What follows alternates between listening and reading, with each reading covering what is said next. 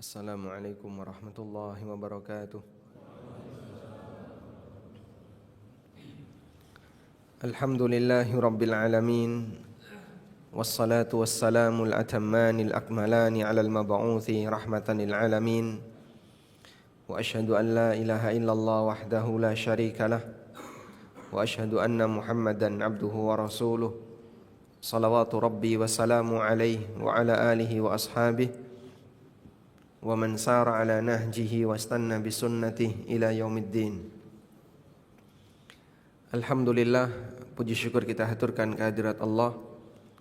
Pagi ini kembali kita melanjutkan kajian rutin bulanan di Masjid Nidaul Fitrah Sidoarjo dengan membahas buku Ada Apa Dengan Riba, dan insyaallah yang akan kita baca adalah pelanggaran yang dimiliki oleh sebagian masyarakat dengan menyamakan riba dengan jual beli. Silakan bagi Anda yang memiliki buku bisa dibuka di halaman 21. Mereka menyamakan riba dengan jual beli. Pelanggaran ini disebutkan dalam Al-Quran. Masyarakat jahiliyah menyamakan antara riba dengan jual beli, dan mereka menganggap bahwa tambahan yang mereka dapatkan dari hasil jual beli tidak berbeda dengan tambahan yang mereka dapatkan dari hasil transaksi riba. Allah Subhanahu wa taala mengatakan, "Dzalika bi annahum qalu innamal bai'u mithlur riba." Hal itu disebabkan karena mereka mengatakan jual beli itu seperti riba. Padahal dua hal ini berbeda. Karena itu bantahan yang disebutkan oleh Allah di lanjutan ayat gimana? Wa halallahu al-bai'a wa harrama riba. Allah halalkan jual beli dan Allah haramkan riba. Sehingga bagaimana mungkin dua hal yang hukumnya berbeda tapi hakikatnya disamakan? Ayat yang menegaskan wa ahallallahu al-bai'a wa harrama riba. Allah halalkan jual beli dan Allah haramkan riba. Berarti di sini yang berbeda apa? Beda hukum. Kalau beda hukum bisa kita pastikan beda hakikat. Kalau beda hukum pasti beda hakikat. Karena tidak mungkin beda hukum tapi sama hakikat. Kalau beda hakikat sama hukum mungkin. Misalnya makan dengan minum, hakikatnya sama atau beda itu? Sama ya, sama.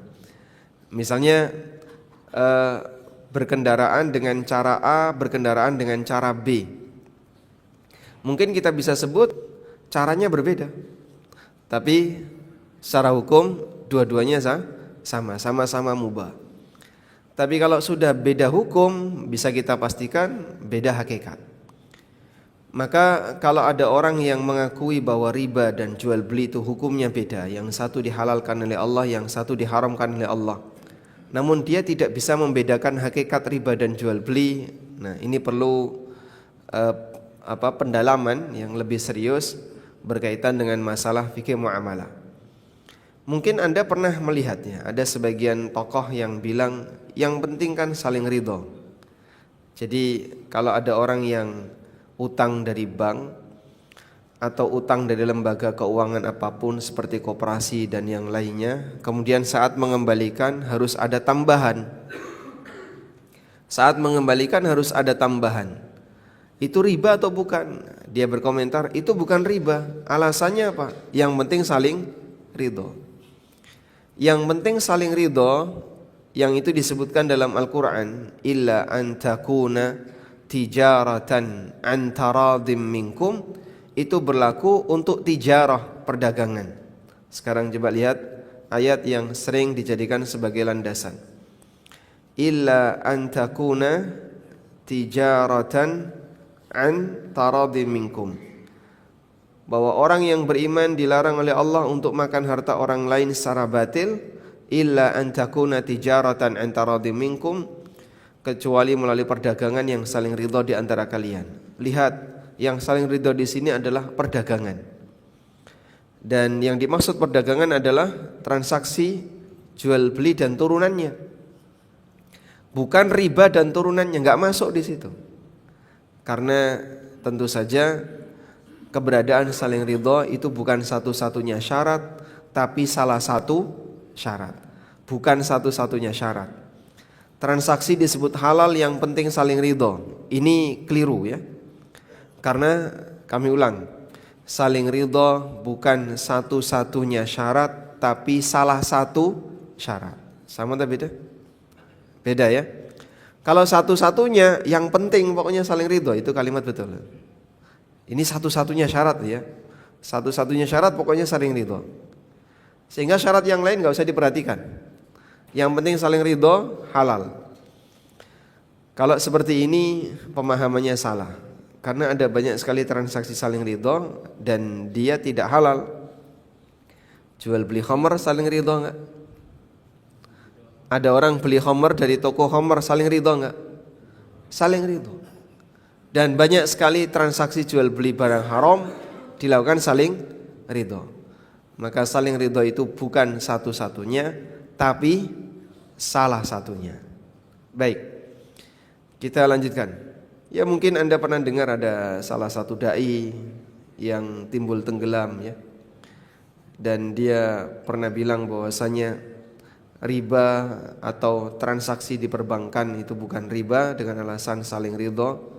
Dia kepleset di penggunaan dalil. Selanjutnya, dalam jual beli terjadi penundaan dengan modalnya pedagang membeli barang untuk selanjutnya dijual. Di sana ada penundaan. Saya punya uang 5 juta, saya gunakan untuk beli barang. Maka uang 5 juta tadi sebagai modal saya jadikan sebagai baju. Berarti 5 juta ini tidak bisa saya terima serta-merta nunggu baju ini laku. Untuk bisa BEP kan berarti laku dulu sampai kembali modal, sisanya adalah untung. Di sana ada penundaan karena uangnya diputar. Dari usaha ini dia mendapatkan keuntungan. Demikian pula dalam transaksi riba, pemilik modal memberikan utang kepada orang yang membutuhkan utang. Kemudian uangnya dimanfaatkan sepenuhnya oleh pemegang utang, baru dikembalikan setelah jatuh tempo. Karena penundaan ini dia berhak mendapatkan keuntungan atau riba. Begitu? Nah, metode ini menyamakan ini dan ini dalam jual beli uang yang merupakan modal seseorang tertunda karena diputar dulu untuk dagang, baru nanti uang balik plus keuntungan. Begitu ya. Dalam transaksi riba, orang meminjamkan uang kepada orang lain dengan cara diutangkan, lalu dipakai oleh orang itu, kemudian saat dikembalikan harus ada keuntungan. Berarti antara jual beli dan riba itu sama. Maka kalau sama, sebagaimana jual beli boleh, riba juga boleh. Ini metode kias mereka. Nah, metode kias yang salah seperti ini disebut dengan kias fasidul i'tibar. Disebut dengan kias fasidul i'tibar atau kias ma'al farik. Metode menyamakan sesuatu yang hakikatnya berbeda. Tentu saja pernyataan yang tidak bisa dibenarkan, karena hakikat dari pernyataan ini didasari oleh ambisi dan ketamakan mereka untuk meraup dunia.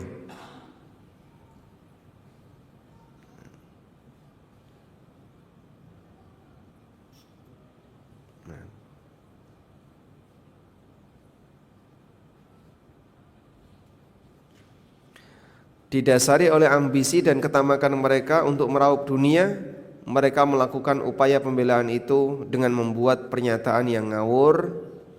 Jual beli itu seperti riba, mereka membela riba layaknya orang gila. Karena itulah ketika di hari kiamat Allah bangkitkan mereka seperti orang gila yang kerasukan setan. Alladzina ya'kuluna riba la yaqumuna illa kama yaqumul ladzi yatakhabbathu syaitan minal mas. Orang yang makan riba tidak dibangkitkan melainkan seperti berdirinya orang yang kemasukan setan karena penyakit gila. Karena dulu ketika di dunia mereka membela riba seperti orang gila, di akhirat mereka dibangkitkan dalam kondisi seperti orang gila juga. Wa jazaa'u sayyi'atin sayyi'atum mithluha. Sementara balasan dari sebuah keburukan adalah keburukan yang semisal. Al jaza' min jinsil amal. Yang namanya balasan itu sejenis dengan amal. Lalu bagaimana bantahan dalam Al-Quran? Bantahannya adalah Allah sebutkan prinsipnya, yaitu wa ahallallahu al-bai'a wa harramar riba.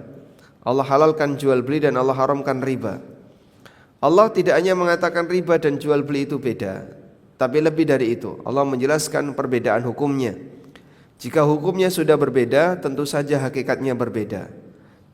Bisa saja ada dua hal yang hakikatnya berbeda tapi hukumnya sama, tapi jika sudah beda hukumnya, pasti hakikatnya beda. Baik, sampai di sini insya Allah bisa dipahami ya. Sekarang saya ulang sedikit ya. Jadi ada yang disebut dengan kias. Kias itu apa kias? Analogi. Prinsipnya apa kias itu? Menyamakan yang sama, membedakan yang beda. Sehingga kias itu sejalan dengan prinsip keadilan. Saya tulis sejalan dengan prinsip keadilan. Maka melakukan analogi dengan cara menyamakan yang sama, membedakan yang beda, itu sejalan dengan prinsip keadilan. Kalau sama kok dibedakan, dolim. Beda disamakan, dolim. Laki dan perempuan disamakan, adil atau dolim? Dolim? Kenapa? Karena beda. Allah Subhanahu wa taala berfirman, "Wa laysal dzakaru kal untha." Laki-laki tidak sama dengan wanita. Sehingga kalau menyamakan laki dengan wanita, dolim. Sebab menyamakan yang beda itu kezaliman. Sebagaimana membedakan yang sama juga dolim. Sama-sama anak tapi dibeda-bedakan, dolim atau tidak? Dolim. Karena menyamakan, membedakan yang sama adalah kezaliman. Baik. Kalau ada orang bilang seperti ini, sebagai makhluk Tuhan, maka kita punya derajat yang sama di hadapan Tuhan. Sehingga setiap manusia karena derajatnya sama, dia tidak boleh merasa lebih tinggi dibandingkan manusia yang lain. Kalimat ini salah atau benar? Hah? Salah atau benar? Ngantuk ini misalnya. Baik, coba diucek-ucek dulu Pak matanya Pak. Sebagai makhluk Tuhan, kita punya derajat yang sama di hadapan Tuhan. Oleh karena itu, seseorang tidak boleh merasa lebih tinggi dibandingkan orang yang lain. Salah atau benar? Hah? Benar? Benar ya? Salah? Atau salah? Salah. Ini pernyataan orang liberal. Sebagai dasar bahwa seluruh penganut agama itu sama. Maka muslim tidak boleh merasa lebih tinggi, merasa lebih benar dibandingkan non-muslim. Itu dasarnya adalah kita semuanya adalah makhluk Tuhan. Maka kita punya derajat yang sama di hadapan Tuhan. Ya beda bro, ya, kamu sama monyet sama-sama makhluk Tuhan. Mau gak kamu saya samakan dengan monyet? Dia gak mau. Padahal pernyataan awalnya adalah landasannya sama-sama makhluk Tuhan. Maka hal yang sama juga terjadi antara muslim dan non-muslim.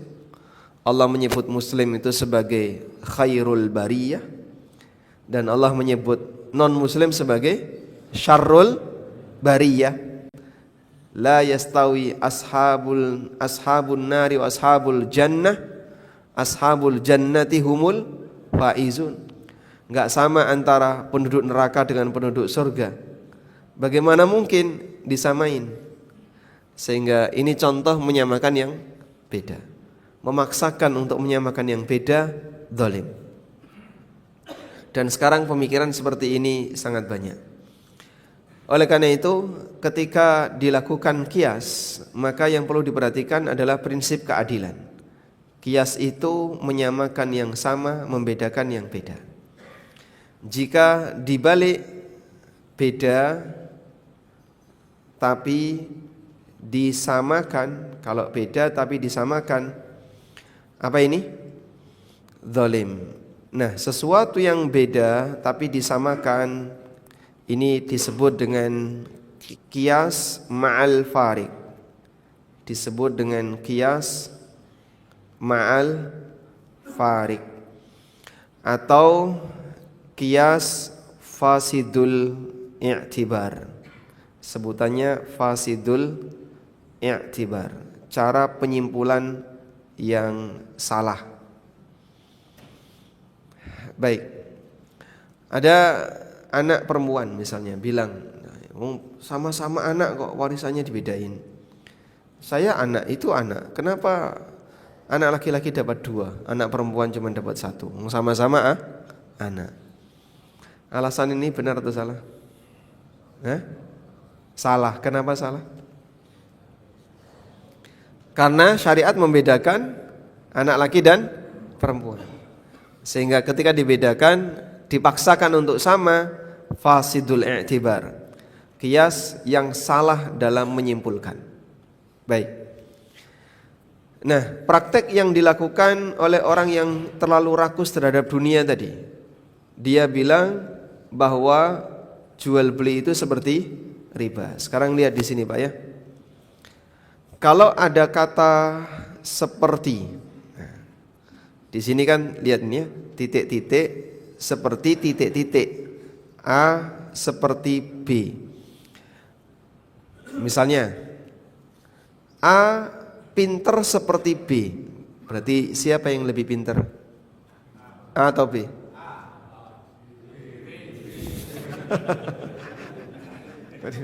Berubah. A pinter seperti B, berarti siapa yang lebih pinter?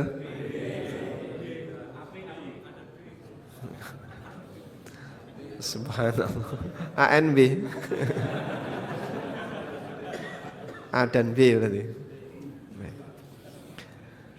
Misalnya dia ganteng seperti Yusuf, siapa yang lebih ganteng? Paham ya? Baik. Dia pinter seperti Habibie misalnya, siapa yang lebih pinter? Pak Habibie. Maka ketika ada seperti, maka yang kedua ini lebih tinggi, lebih sempurna, lebih tinggi dalam sifat itu. Misalnya dia dermawan seperti Pak Budi, berarti siapa yang lebih dermawan? Pak Budi. Paham ya? Baik. Sehingga ketika ada ungkapan dia seperti dia, A seperti B dalam hal apa, maka B ini berarti lebih tinggi kesempurnaan sifat itu. Sudah? Sekarang lihat ini. Jual beli seperti riba. Jual beli seperti riba. Sebenarnya yang disamakan itu apa nih? Yang disamakan itu apa? Caranya? Apa yang disamakan di situ? Hukumnya. Jadi jual beli itu halal seperti riba. Berarti mana yang lebih halal? Menurut cara pandang mereka, mana yang lebih halal? Riba. Sehingga teks ayat yang menyebutkan tadi, dzalika bi annahum qalu innamal bai'u mithlur riba. Mereka mengatakan jual beli itu seperti riba. Kalimatnya kan kayak gini ya. Innamal bai'u mithlur riba. Yang namanya jual beli itu seperti riba. Mereka tidak mengatakan riba seperti jual beli, tapi yang mereka katakan jual beli seperti riba. Jadi yang ungkapan yang disebutkan bukan riba seperti jual beli. Anda bisa bedain dua kalimat ini? Bisa ya? Ya. Yang dinyatakan oleh pecinta riba, kalimatnya gimana? Jual beli seperti riba. Mereka tidak mengatakan riba itu seperti jual beli, tapi yang mereka katakan jual beli itu seperti riba. Bisa bedain dua kalimat ini? Bisa ya? Yang kayak tadi lah, A seperti B. Ini kan nuansa penekanannya beda, di mana B lebih tinggi daripada A, lebih sempurna sifatnya daripada A. Maka saking demennya mereka sama riba, pembelaan mereka terhadap riba itu sampai dibalik. Jual beli itu kan sama seperti riba, karena mereka asasnya adalah riba itu halal dari awal. Nah, jual beli itu dihalalkan sama seperti riba. Jadi seolah-olah jual beli lebih rendah kehalalannya daripada riba. Bisa dipahami ya? Nah, dan ini disebut dengan apa tadi? Qiyas fasidul i'tibar. Qiyas fasidul i'tibar. Analogi yang salah dalam cara menyimpulkan, atau qiyas ma'al farik, menyamakan padahal keduanya ada perbedaan. Baik, sedikit tambahan ya, ini melebar, tidak ada kaitannya dengan riba, tapi semoga jadi tambahan ilmu. Sholawat yang Anda baca ketika sholat, gimana kalimatnya? Allahumma salli ala Muhammad wa ala ali Muhammad kama sallaita ala Ibrahim. Jadi kita minta kepada Allah Ta'ala salawat untuk Nabi Muhammad sebagaimana seperti ya, salawat untuk siapa? Ibrahim, untuk Nabi Ibrahim. Begini. Berarti kalau kalimatnya seperti ini Pak, salawat untuk Ibrahim lebih sempurna daripada salawat untuk Nabi Muhammad SAW. Karena kan kalimatnya Allahumma salli ala Muhammad wa ala ali Muhammad kama sallaita ala Ibrahim wa ala ali Ibrahim. Berarti salawat untuk Ibrahim lebih sempurna daripada salawat untuk Nabi Muhammad SAW. Bagaimana penjelasannya? Salat Ibrahim lebih baik daripada salat untuk Nabi Muhammad SAW. Kesimpulan ini salah atau benar? Salah. Kenapa? Karena Nabi Muhammad SAW derajatnya lebih tinggi daripada Ibrahim, sehingga tidak mungkin salawat untuk beliau di bawah salawatnya Ibrahim. Begitu? Kok orang mantuk, orang geleng meneng ae. Maksudnya piye iki? Ya, salawat untuk Nabi Muhammad SAW kan seharusnya lebih tinggi. Kenapa? Karena beliau lebih tinggi, lebih mulia daripada Nabi Ibrahim alaihissalam. Lalu kenapa ketika kita minta salawat kalimatnya seperti ini? Maka di sini yang disamakan bukan salawatnya, tapi kita minta kepada Allah yang disamakan adalah perbuatannya. Walaupun salawatnya bisa jadi beda. Misalnya seorang adik minta kepada bapaknya, Pak, saya minta hadiah seperti hadiah yang bapak berikan ke kakak. Ya, itu ada dua makna ya. Berarti adik minta hadiah yang sama seperti yang diberikan ke kakak, atau adik minta hadiah sebagaimana bapaknya telah memberi hadiah ke kakak. Meskipun bisa jadi wujud hadiahnya beda. Bisa dipahami? Baik. Sehingga kalimat sebagaimana dalam hal ini ya, ketika itu mengacu kepada perbuatan, bisa jadi hakikatnya beda. Pak, saya minta hadiah, bapak kan sudah ngasih hadiah ke kakak. Ya, nanti kamu saya kasih hadiah. Nah, kemudian adiknya dikasih hadiah yang lebih bagus daripada hadiah yang diberikan ke kakaknya. Berarti yang sama apanya? Perbuatan memberi hadiahnya sama, tapi hadiahnya beda. Sehingga minta hadiah seperti bapak memberi hadiah ke kakak, itu bisa sama perbuatan, bisa sama objek perbuatan. Nah, ketika sama objek perbuatannya berarti hadiahnya disamakan. Kalau sama perbuatannya belum tentu objek hadiahnya sama. Jelas atau belas? Jelas, alhamdulillah. Ya. Kajian seperti ini ya, yang mungkin orang bisa sebut itu ilmu mantik, Pak. Ya kurang lebih kayak gitu. Sebenarnya ilmu mantik itu bisa dibawa kepada kebenaran, bisa juga dibawa kepada penyimpangan. Yang intinya sebenarnya cuman sensitif terhadap kalimat. Sensitif kalimat itu selalu ditekankan untuk bisa memahami makna dari sebuah kalimat. Saya tidak ahli di bidang itu, ya. Tapi setelah membaca beberapa keterangan dari para ulama seperti masalah sholawat ini ya. Ini dari keterangan Syekh Ibnu Utsaimin rahimahullah.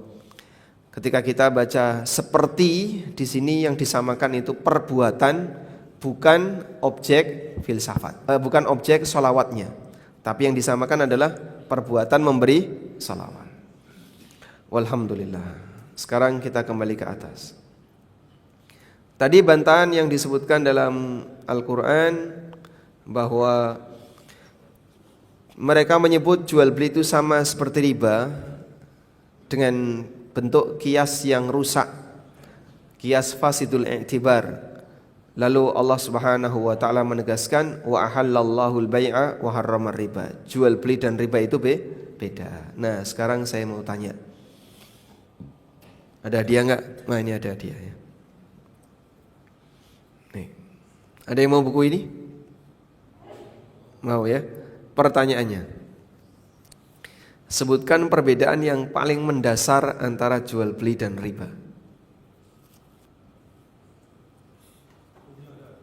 Sebentar dulu. Kalau jual beli ada usaha untuk mengembalikan modal yang sudah dikeluarkan. Kalau jual beli ada usaha untuk mengembalikan modal yang sudah dikeluarkan. Kalau riba? Kalau riba tidak perlu usaha. Nagih itu perlu usaha enggak? Saya udah nagih bertahun-tahun tapi misalnya dia lebih galak daripada saya. Itu usaha enggak? Usaha ya. Baik, kalau dilihat dari usaha mengembalikan, sama-sama ada usaha mengembalikan. Ada lagi? Akadnya gimana? Akadnya? Jawab akadnya itu jawaban yang terlalu normatif dan tidak menjelaskan. Apa bedanya antara sewa dengan akad ijarah atau istisna misalnya? Sewa dengan istisna. Oh, akadnya itu terlalu umum ya, terlalu global. Apa beda akadnya di sini mana? Baik, ganti orang. Silakan. Objeknya gimana? Kalau jual beli ada objek yang ditransaksikan, kalau riba enggak ada. Bukannya uang itu objeknya? Uang sama uang. Kalau jual beli objeknya barang atau barakallahu fiik, masyaallah, dapat hadiah. Baik. Jadi perbedaan yang paling mendasar dalam transaksi jual beli dan riba itu di objeknya. Anda lihat ini ya. Ini ada lembaga keuangan. Begini. Lembaga keuangan satu. Kalau yang terjadi dia keluar barang. Lalu setelah itu dia menerima uang plus untung, begini. Untung seperti ini halal atau haram? Loading dulu, loading. Untung di sini halal atau haram? Halal? Halal. Kenapa? Keuntungan jual beli kan? Dia ngasihin barang, dia dapat uang plus untung. Berarti untung di sini untung apa? Untung dari jual beli. Ini untung yang halal. Begini, sekarang kita coba ke lembaga keuangan 2. Keluar uang, masuk uang, plus untung. Kalau untung yang seperti ini, halal atau haram? Haram, kenapa? Ini riba. Ini riba. Baik. Mungkin ada yang berkomentar. Nah, investasi juga kayak gini kan? Nanti dulu ya. Jangan dikomentari dulu ya. Baik, investasi sebenarnya ada dua pihak. Lihat di sini. Kalau investasi, ini lembaga keuangan 3. Dia keluar uang sebagai investasi. Saat dia keluar uang sebagai investasi, itu kan ditadai oleh unit usaha. Begini ya. Masuk sebagai apa? Modal, ditadai oleh unit usaha. Nah, unit usaha ini akan menjual sesuatu. Bisa bentuknya barang atau jasa, tergantung unit usahanya. Ini juga Anda bisa tambahkan jasa. Begini.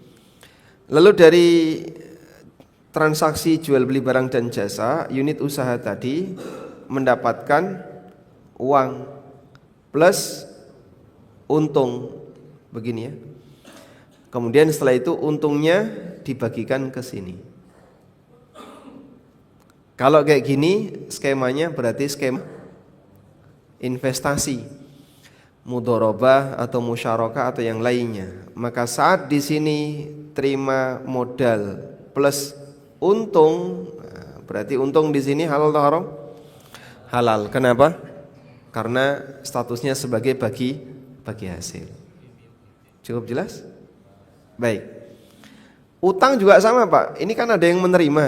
Iya, utang ada yang menerima di sini. Tapi belum tentu unit usaha. Bisa untuk konsumtif, bisa untuk kegiatan yang lain. Dan utang tidak menanggung resiko. Utang itu tidak menanggung resiko. Karena itu di antara perbedaan utang dengan investasi, di antara perbedaannya adalah di masalah resiko. Kalau utang, pemberi utang tidak nanggung resiko. Kalau investasi, pembeli investasi menanggung resiko. Jadi kalau gagal, maka dana yang diinvestasikan bisa hilang atau minimal berkurang. Karena ada resiko itulah dia berhak untuk menerima keuntungan. Sebagaimana dia siap untuk menanggung resiko, maka di saat yang sama dia juga berhak untuk menerima keuntungan. Insya Allah cukup jelas? Nah. Ada pengumuman, silakan. Kami sampaikan pengumuman, ada kendaraan yang masih menyala dengan plat nomor W5975NEN Mio GT. Sekali lagi, kontaknya tidak ada di tempat, tapi kendaraannya masih menyala. Setelah pemilik kendaraan untuk bisa mematikan kendaraan. Baik, demikian. Silakan. Baik, fokus ke depan ya. Kalau ada teman Anda yang keluar, bisa jadi ke toilet ya. Kita lanjutkan sekarang. Ini beda jual beli dan riba. Ada beberapa sisi perbedaan yang saya sebutkan. Pertama, orang yang melakukan transaksi jual beli, dia melakukan kerja fisik yang real. Mulai dari mencari barang, memindahkan barang, menyimpan barang, dan seterusnya. Ada kerja fisik yang real. Berbeda dengan riba, tidak perlu diiklankan karena semua orang butuh uang. Saya pernah misalnya ya, membayangkan ya, cuman bayangin aja, andai kan riba itu halal, Masya Allah, pasti para ustadz itu punya perusahaan riba. Ya tinggal jamaah ya, siapa yang mau utang nih ustadz, bawain duit. Wong halal kok. Andai kan riba itu halal, mungkin ya Ada banyak sekali para dai yang melakukan transaksi riba, dipinjamkan ke jamaahnya. Nanti siapa lagi itu? Yang haram saja bocornya banyak. Yang sudah jelas haram bocornya banyak. Apalagi kalau dihalalkan. Maka mereka yang berupaya untuk menggagalkan dakwah tentang haramnya riba dan transaksi utang yang ada bunganya itu sebagai riba, dia berpikir seperti ini akan mensejahterakan umat, tapi hakikatnya merusak ekonomi masyarakat. Yang kedua, orang yang melakukan jual beli, mereka menanggung semua potensi resiko kerugian dalam setiap tahapan usahanya. Dari mencari barang hingga jaminan selamat di konsumen seperti garansi. Di sana ada keseimbangan. Sebagaimana dia mendapatkan peluang untung, maka dia juga harus siap dengan resiko rugi. Karena itu dalam bahasa bank, secara regulasi bank tidak boleh punya stok. Bank tidak boleh punya stok. Karena kalau bank punya stok, resikonya apa? Apa resiko ketika bank punya stok? Nggak laku. Sehingga saat kita tawarkan, para asatidzah ketika ditanya solusinya apa kalau lembaga keuangan itu transaksinya disebut haram, sebenarnya mudah. Kamu melakukan transaksi jual beli aja sudah cukup. Kulak dulu, beli dulu, lalu nanti dijual. Tapi kalau beli dulu berarti kan bank punya stok.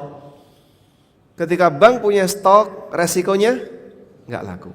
Nah, di sini coba lihat. Ketika ada resiko dalam jual beli, maka dia punya hak untuk mendapatkan untung. Maka untung jual beli kenapa halal? Dia punya resiko. Beda dengan riba, hampir tidak ada resiko di sana. Kan tidak ada uang basi ya.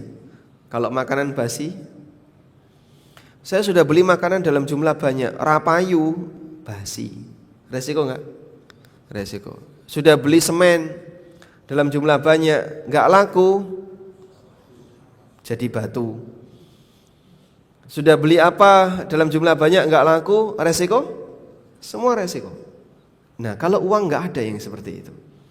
Jika semua dilakukan dengan tertib, pemberi utang akan selalu di posisi aman, bisa mendapatkan keuntungan tanpa menanggung resiko kerugian. Sehingga dalam prinsip riba tidak ada resiko yang ditanggung oleh pemberi utang. Padahal Nabi SAW memberikan kaidah wala ribahu ma lam tadman. Tidak boleh ada keuntungan tanpa menanggung resiko rugi.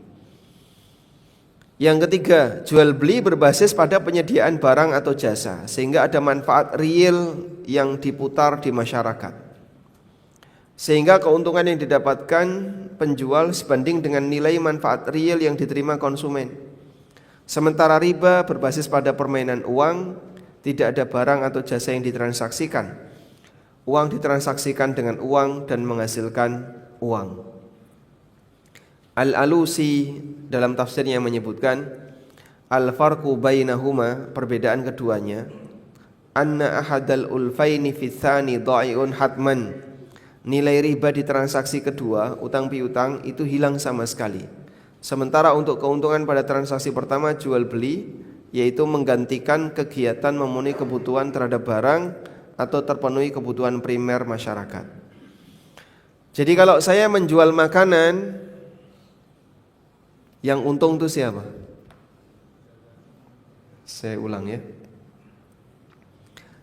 A menjual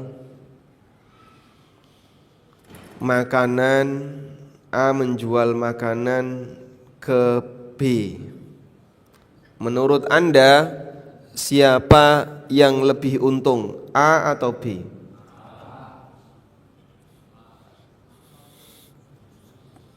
Ini cara berpikirnya belum, kayaknya perlu di brainwash ini. Kalau A menjual makanan ke B, menurut Anda siapa yang lebih untung, A atau B? Nah? A atau B, Pak?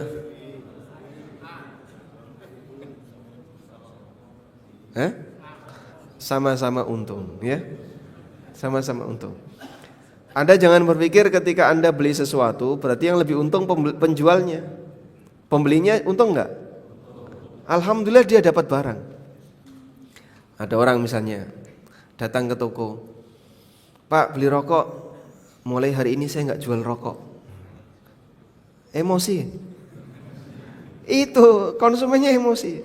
Kenapa Pak enggak jual rokok? Kamu terpengaruh oleh apa? Ini gara-gara nonton ANB Channel mesti. Dia bisa saja emosi, nggak dapat barang itu emosi. Saya pernah dapat cerita itu. Beberapa konsumen saya itu marah emosi gara-gara saya sudah tidak menjual rokok. Berarti orang itu nggak dapat barang yang dia cari, merasa rugi. Maka sampai dia marah kepada penjual. Penjual kan nggak maksa ya, nggak maksa dia untuk beli, nggak maksa dia untuk tidak belanja. Tapi dalam posisi ketika penjual tidak sedia, dia sedih, dia emosi. Ada orang golek nasi goreng, golek nasi goreng, isuk-isuk golek nasi goreng, nggak ada jualan, ya bikin sendiri. Wah, saya nggak bisa kalau bikin sendiri. Pada posisi itu ketika dia tidak mendapatkan apa yang dia inginkan, duit ada tapi nggak bisa beli, emosi nggak?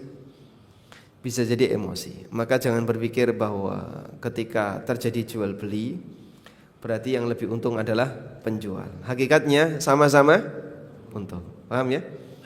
Maka dalam transaksi jual beli A untung, B juga untung. Itu yang tadi dimaksud oleh Al-Alusi. Jadi kenapa dalam jual beli itu keuntungannya halal? Karena dengan barang yang dia sediakan, jasa yang dia sediakan memberi manfaat real kepada konsumen. Jual beli membangun kegiatan perekonomian di masyarakat karena mereka berlomba untuk menghasilkan manfaat real barang atau jasa. Jika barang dan jasa semakin melimpah, kebutuhan masyarakat akan lebih mudah terpenuhi. Dan ketika ketersediaan barang dan jasa itu melimpah, maka yang terjadi itu kebalikan inflasi. Orang akan merasakan mudahnya mendapatkan sesuatu dengan cara yang murah, dengan harga yang murah, karena gampang. Sebab yang namanya harga itu dipengaruhi oleh apa? Salah satunya kelimpahan. Antara demand dan supply kalau berimbang, maka harganya bisa cenderung stabil. Kalau supply-nya lebih banyak, jadinya murah. Nah, itulah prinsip jual beli. Maka jual beli itu cara berpikirnya, kamu kalau ingin untung, barang apa yang bisa kau jual, jasa apa yang bisa kau berikan. Tapi kalau ada orang yang dia berpikir, saya mau untung, nah kamu jualan apa? Enggak ada, saya sewakan uang saya, ya, uang disewakan. Maka itu prinsip riba. Sementara riba mengajarkan kepada masyarakat untuk menjadi pemalas. Karena uang yang bekerja, si pemberi utang bisa diam karena mereka sudah merasa berpenghasilan. Ketika ketersediaan uang lebih banyak dibandingkan barang dan jasa, maka lebih mudah terjadi inflasi. Dan orang yang cuman mengembangkan transaksi uang dengan uang, sekarang kan banyak yang model kayak gitu ya. Jadi dia ingin kerja hanya sebatas duduk, di depannya ada laptop, lalu main forex, trading saham, short selling, kemudian future contract, dan aneka trading yang lainnya. Kripto juga masuk di situ, termasuk judi online. Semuanya hanya sebatas buka laptop sudah. Padahal aslinya cuma permainan uang. Sehingga transaksi uang mubal. Saat transaksi uang dominan, nasibnya bisa jadi seperti Zimbabwe. Pasar uang ditimbang. Uang di Zimbabwe kan ditimbang ya. Masukin karung, saya mau beli uang, ditimbang. Nah, setumpuk gini hanya untuk beli telur satu buat apa? Nggak ada nilainya. Kalau sudah nggak ada nilai, uang hilang nilai, buat apa? Makanya kita perjuangkan untuk anti riba, mengembalikan kondisi ekonomi masyarakat, bahwa yang namanya soko guru ekonomi itu adalah UMKM yang menghasilkan barang atau jasa dan bukan lembaga keuangan. Meskipun sampai saat ini sentral ekonomi di Indonesia masih berputar di lembaga keuangan. Walhamdulillah. Baik, cukup insyaallah. Tema berikutnya ini, tapi sudah ganti bab. Insyaallah kita bahas di bulan berikutnya, insyaallah. Dan kemarin ada tugas ya, kalau nggak salah. Tugasnya apa Pak? Menyebutkan cabang-cabang iman. Itu di sini ya? Di sini. Karena saya lupa masjidnya masalahnya. Tugasnya ingat, masjidnya di mana saya lupa. Alhamdulillah ada jamaah yang mengingatkan. Tolong dikumpulin.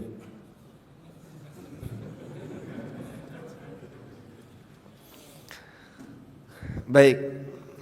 Cabang iman ada berapa, Pak? Berapa? 73. Cabang iman ada 70 sekian cabang. Cabang iman ada 70 sekian cabang. Nabi SAW tidak menyebutkan angka sekiannya berapa. Beliau hanya menyebutkan Bad'un wa sab'una syu'bah. 70 sekian cabang ya. Jadi kita sebut 70-an. Iman itu ada 70-an cabang. Lalu Nabi SAW menyebutkan batas atas, dan beliau menyebutkan batas bawah. Apa batas atasnya? A'laha qaulu la ilaha illallah, ikrar tauhid. Wa adnaha, batas bawahnya, imatatul adza anit tariq, menyingkirkan gangguan di jalan. Begini ya. Nah, antara batas atas dan batas bawah ini tidak disebutkan, tapi beliau hanya menyebutkan salah satu. Salah satu itu nomor berapa, Pak? Wallahu a'lam. Wal haya'u syu'batun minal iman. Rasa malu, salah satu cabang iman. Nah, yang lainnya PR kan kemarin? Anda sudah berhasil menyebutkan berapa? 10. Coba 10 itu apa saja, Mas? Ya, dapat hadiah. Masya Allah. Silakan diambil. Ini. Surat Al-Baqarah. Gimana bunyinya?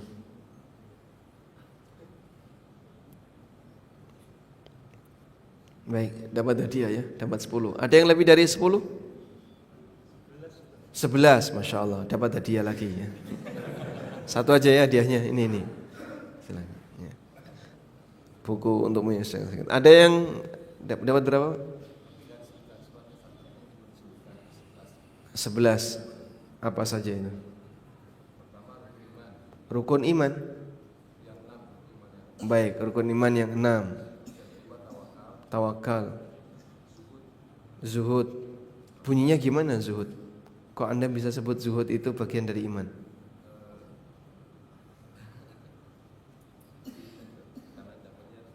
Oh gitu. Baik. Taubat.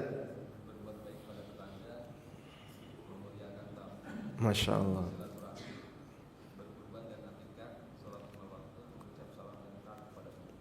Masya Allah. Itu googling. Oh, hasil googling. Alhamdulillah. Jazakallah khairan. Baik, sudah dibantu ya. Ada lagi yang ngasih jawaban? Bapak nyebutkan 11. Dapat dari mana? Dari Al-Quran.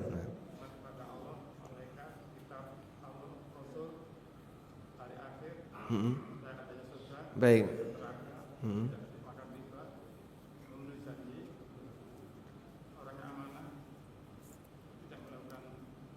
Masya Allah. Baik. Alhamdulillah. Kalau di Al-Quran, semua ayat yang diawali ya ayyuhalladzina amanu cabang iman. Berarti banyak enggak? Banyak sekali. Maka Anda bisa cari misalnya. Coba ini saya bantu cariin ya. Ayat yang diawali dengan ya ayyuhalladzina amanu. Ya ayyuhalladzina amanu.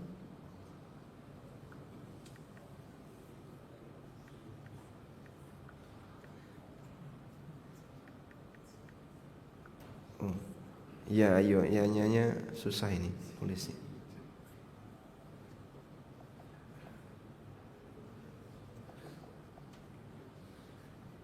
Nah, yang diawali dengan ya ayyuhalladzina amanu, Al-Baqarah 104, Al-Baqarah 153, kemudian Al-Baqarah 172. Di Al-Baqarah saja sudah banyak sekali. Ya ayyuhalladzina amanu kulu min thayyibati ma razaqnakum. Ya ayyuhalladzina amanu kutiba alaikumul qisas. Ya ayyuhalladzina amanu kutiba alaikumus siyam. Itu semuanya cabang iman. Dan semua ayat yang diakhiri dengan in kuntum mu'minin, itu juga cabang iman. Berarti banyak enggak? Banyak. Nah, itu kalau dikumpulin, karena kan ada yang berulang. Perintah untuk sholat itu berulang, maka nanti disebut satu saja karena berulang. Ketika ada perintah yang berulang, Anda sebut satu. Itu kalau dikumpulin nanti ketemunya totalnya ada 70 sekian dari Al-Quran dan juga hadis Nabi SAW. Kalau dari hadis Nabi SAW misalnya kalimat la yu'minu ahadukum man kana yu'minu billahi wal yaumil akhir. Kalian tidak akan beriman, atau siapa yang beriman kepada Allah dan hari akhir, fal yukrim jarahu, fal yukrim daifahu. Siapa yang beriman kepada Allah dan hari akhir, maka hendaknya dia memuliakan tetangganya, memuliakan tamunya, dan seterusnya. Itu dari syarat siapa yang beriman kepada Allah dan hari akhir. Cukup jelas insyaallah ya? Baik, dan itu butuh ijtihad ya. Maka kadang kita ngumpulin kayak gini saja sudah ada tersedia, tapi karena kita enggak begitu perhatian, jadi kita enggak sadar kalau itu sebenarnya cabang iman. Ada beberapa ulama yang beristihad dan mengumpulkan cabang-cabang iman itu, seperti Al-Baihaqi. Imam Al-Baihaqi ini ulama mazhab Syafi'i ya. Beliau menulis buku judulnya Syu'abul Iman. Judulnya Syu'abul Iman. Syu'ab artinya cabang. Bentuk jamak dari kata syu'bah. Syu'abul Iman, cabang-cabang iman. Dan itu beliau sebutkan dalam bentuk riwayat, sehingga pakai gayanya ahli hadis, karena Al-Baihaqi ini ahli hadis, pakai riwayat lalu menyebutkan dalil-dalil dari hadis Nabi SAW yang isinya mencantumkan cabang iman. Wallahu a'lam. Baik, walhamdulillahirabbil alamin. Demikian yang bisa kita bahas, semoga bermanfaat. Wassallallahu ala nabiyyina Muhammadin wa ala alihi wa sahbihi wa sallam. Wa akhiru da'wana alhamdulillahirabbil alamin.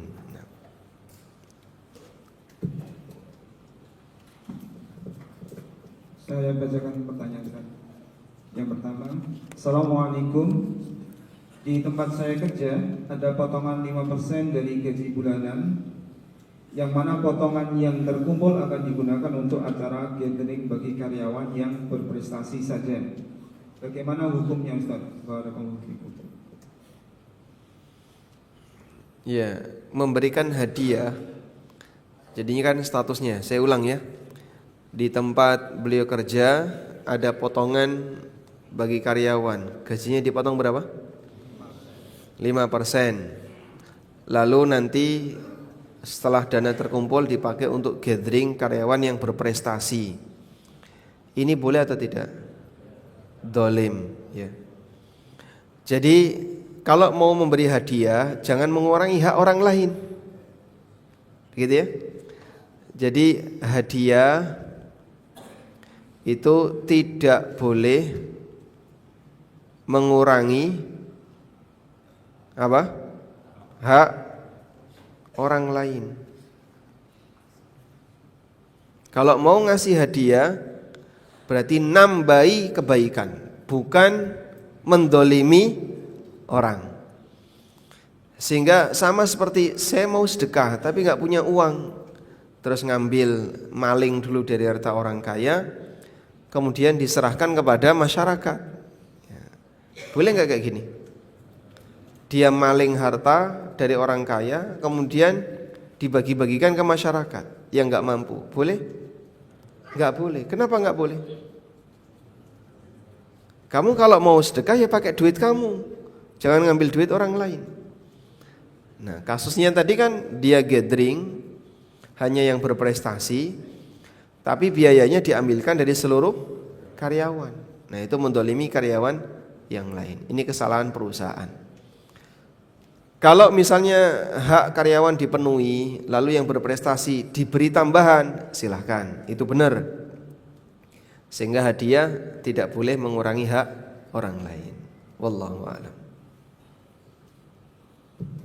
Selanjutnya, apa hukum berinvestasi pada surat berharga syariah negara SBSN dengan sistem bagi hasil tetap, yang mana dalam penerbitan SBSN sudah sesuai prinsip syariat menurut MUI dan digunakan untuk pembiayaan proyek pemerintah yang sudah pasti untung seperti sekolah. Coba kita lihat di sini ya.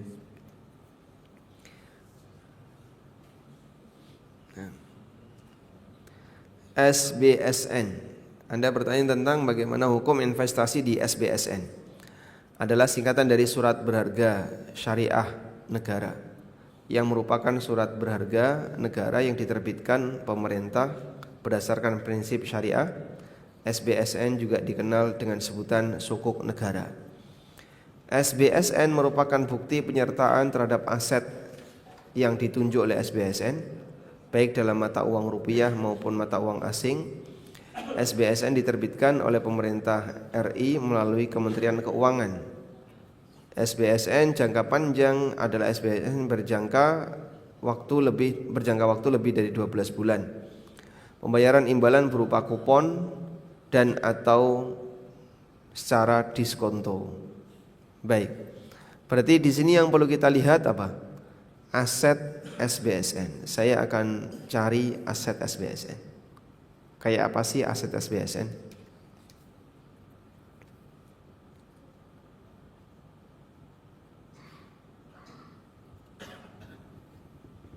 Ini sama seperti tadi ya. Aset SBSN adalah objek pembiayaan surat berharga SBSN atau barang milik negara yang memiliki nilai ekonomis. Aset SBSN dapat berupa tanah dan atau bangunan. Baik. Sekarang saya menebak dari sini ya. Saya belum melihat langsung tentang objek SBSN itu apa. Sekarang saya kasih ilustrasi kayak gini. Nah, ini Pak ya. A petani, B Pak Haji. A menjual sawah ke B, jual sawah ke B, tapi dengan syarat. Ada syaratnya. Apa syaratnya? Jika dalam waktu misalnya A bilang ke B, B saya itu butuh duit, saya mau jual sawah saya ya, kepada kamu. Jika dalam waktu 6 bulan saya punya uang, maka nanti akan saya kembalikan, dan kamu harus mengembalikan sawah saya. Paham ya? Baik. Jadi si A jual sawah ke B dengan syarat jika A bisa mengembalikan uangnya, maka B harus mengembalikan barangnya. Sampai di sini paham ya? Baik. Lalu B setuju, akhirnya dibayar sesuai harga deal. Anggaplah misalnya sawah itu harganya 200 juta normal, tapi dijual dengan harga 70 juta. Lalu A mensyaratkan, jika nanti bisa mengembalikan senilai bayaran,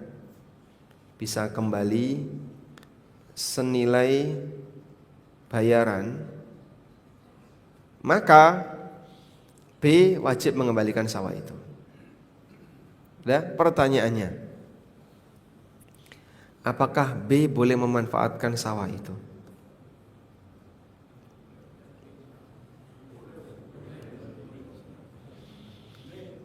Boleh atau tidak?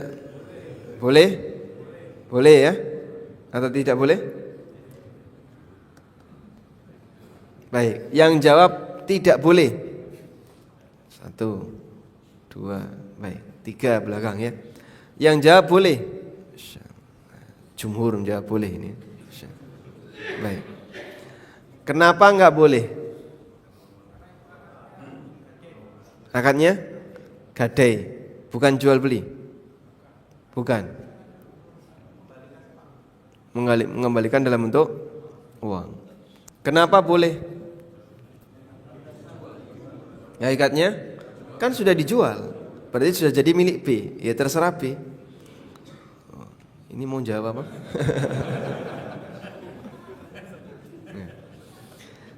Baik. Yang benar gimana ini Pak? Ini yang disebut dengan bai' al-wafa. Bai'ul wafa. Dan bai'ul wafa, jual beli al-wafa, itu hakikatnya utang bergadai. Karena dalam kasus ini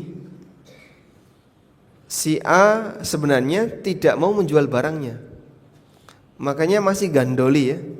Saya sebenarnya keberatan, sawah rego 200 juta dijual dengan harga murah sekali, bisa sampai 50%. Udahlah saya jual 100 saja nggak apa-apa. Ini normalnya 200 juta, tapi karena saya butuh duit, tak jual ke Pak Haji dengan harga murah 50%. Tapi saya berharap nanti kalau saya punya uang, saya akan kembalikan 100 juta, tolong sawah saya dikembalikan.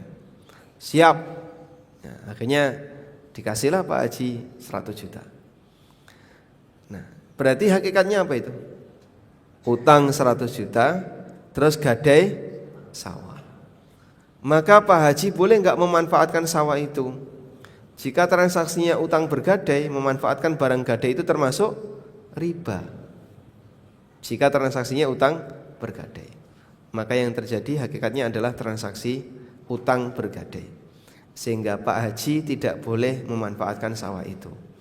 Nah sekarang anggaplah misalnya Pak Haji meyakini itu boleh, si A juga meyakini itu boleh, karena ini kasus ya. Lalu boleh enggak si A minta izin kepada Pak Haji, Pak Haji saya minta izin sawah ini saya garap.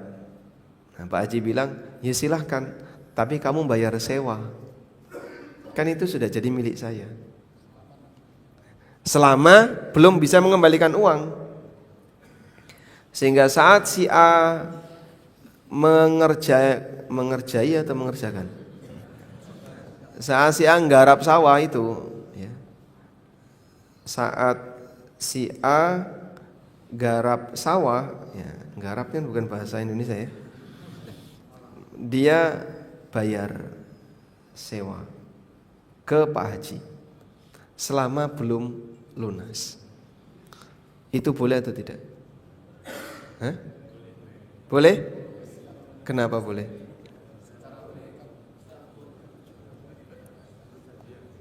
Boleh atau tidak? Tidak boleh. Ini riba ya. Jadinya dia dapat manfaat dari barang gadai. Anda menggadaikan motor ke saya, Mas saya utang berapa? 5 juta. Ini ada motor harga 20 juta tak gadaikan. Baik, tak ambil motornya. Terus saya kasih Anda 5 juta. Ya. Selang 1 hari Anda balik lagi. Boleh enggak motornya saya pakai? Arep nggowo. Lah saya kerja nganggo motor. Ya sudah, kamu pakai tapi sewa. Sehingga dia membayar untuk motornya sendiri. Saya dapat apa? Untung. Untung apa? Biaya sewa tadi ya. Saya dapat untung biaya sewa dari orang ini. Maka hakikat dari keuntungan ini adalah riba. Cukup jelas? Baik. Nah, yang saya tahu sukuk itu seperti itu. Yang saya tahu sukuk seperti itu.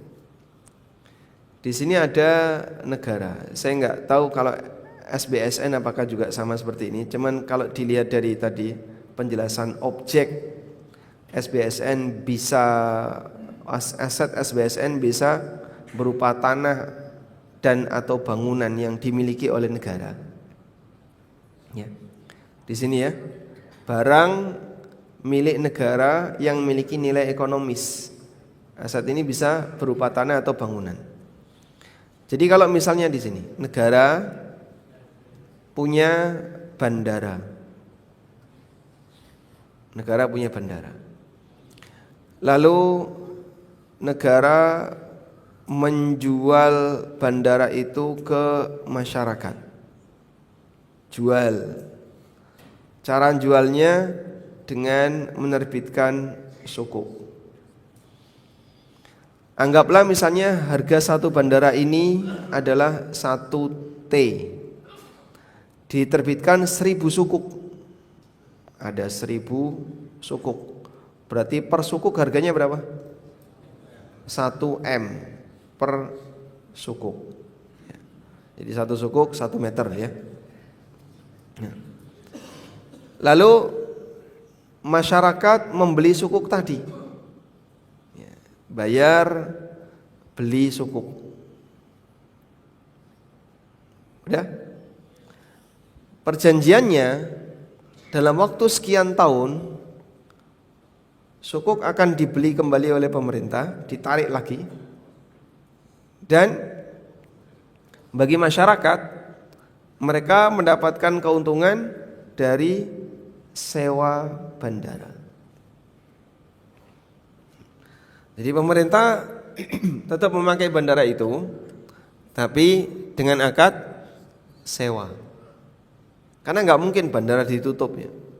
Jadi misalnya harga bandara berapa? 1 T, ada 1000 sukuk. Nah, yang punya 300 T, dia langsung bayar. Wes tak bayari tunai 1 T. Sekarang bandara milik saya. Ya, dipakai untuk nyimpen sisa uangnya. Ya. Yang 300 T berarti 299 T. Karena dia sudah bayar berapa? 1 T. Udah?